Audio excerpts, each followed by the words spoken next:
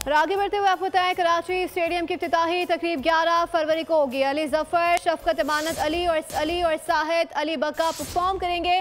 आतिशबाजी का भी शानदार मुजाहरा किया जाएगा। अपडेट करें आपको इस हवाले से, अली जफर, शफकत अमानत अली और साहिद अली बक्का परफॉर्म करेंगे।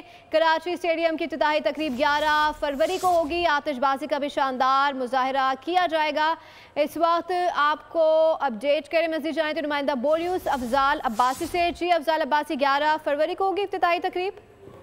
जी बिल्कुल, कराची स्टेडियम की इफ्तिताही तकरीब 10 फरवरी को होगी। चेयरमैन केसीबी मौसमी एक्ट में अपने कहा है कि इफ्तिताही तकरीब पर शफकत परफॉर्म के साथ साथ इफ्तिताही तकरीब बादी का शानदार मुजाहरा किया जाएगा। ठीक है अफजाल अब्बासी, हमें आगाह करे थे, आपका शुक्रिया।